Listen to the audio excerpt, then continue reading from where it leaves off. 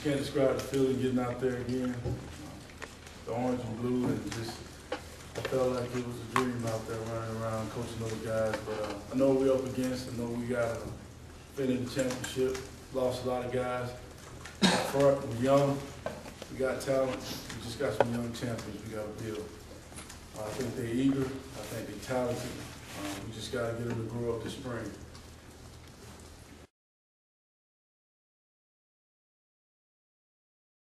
And Coach Rocker, hey man, you can't argue with that pick. And it's a tough act to follow, but Tracy's a real good friend of mine. And when I actually started our coaching, I was a GA under Coach Rocker. So a lot of the things that he's taught, a lot of the values that he's instilled, it came from Auburn, and it came from the same guy that I was under, Coach Dye. And we kind of got some of the same philosophies of how we go about things. Well, you know, I pretty much knew of that because, like I said, I'm not just a coach, I'm a fan. I'm an alumni. So I pretty much knew the guys that I came back. I knew they were going to be young. I knew that the task was going to be tall. But I don't back down from it. It's Auburn, and it's Auburn where I know how to be an Auburn defensive lineman. I know what it takes because I played it. I know how to be an Auburn man because I am an Auburn man. So the expectation, I understand them, and I expect the same thing that everybody else expects from Auburn. Boy, I was like, Coach Pelton on that Kool-Aid today, and I was. It was a natural high just to be back at Auburn. And every day is like that. Because I told them in the team meeting here, guys, you know, this is personal with me. Because it's not just a coach coming back, it's a guy coming home and coming back to where I became a man. So if anybody taking it personally, anybody more than me, I would like to see him. Because this is not just Auburn, this is my home. This is where I grew up, this is where I played, this is where I became a man, this is where I developed friends, this is my home. So if you're gonna protect a place, you gotta protect your house. And this is the house that I helped build, so it's personal. Yeah, I tell you, he's been a great addition. You know, Tracy did a great job, and but Mike it's been a seamless transition. He's an Auburn man. He's got a lot of pride in Auburn, takes pride in Auburn, and has done a great job jumping into the fire and going.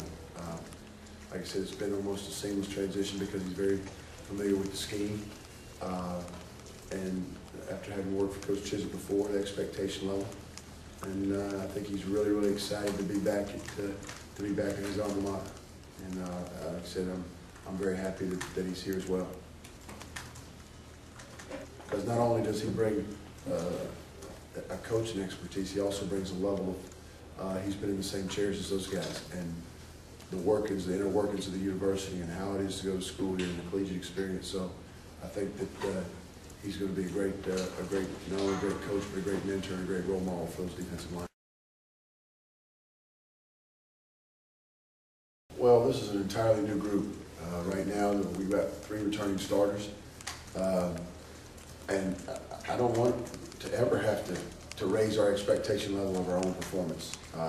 I want us to expect to be good, expect to be great. But we've got a lot of work to do before that happens. And our guys know it because all you got to do is turn on the film.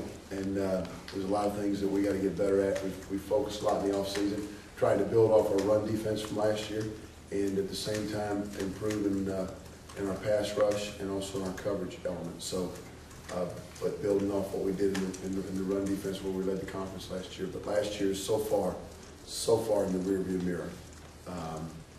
So as far as managing expectation levels, I want them to expect to be great, and at the same time, not lose focus and not lose track of the objectives to get better today. And if we just stay in the now and keep working and getting better today, then we'll get to where we. Yeah, we thought that would be best for our football team and best for Neiko. I think it's a win-win for both because right now we've got more depth at corner than we had at safety, and I think Neiko's best position is safety. I think he's a much better safety than he is a corner, and I think he's very comfortable back there. Is growing to be comfortable, and I think we're going to see an increased level of production from him back there. What specific skills have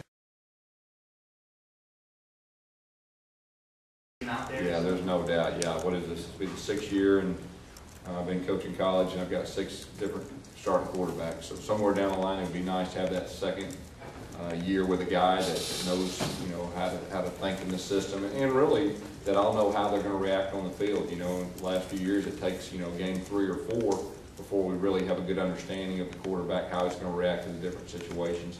The good thing now with, you know, Clinton Barrett, they've been in the system, you know, for 2 years, both of them. They have a good understanding of the offense, even though they've not been, you know, on the field in game time. Nick Fowler is obviously a great player, but you don't replace a guy like that. You just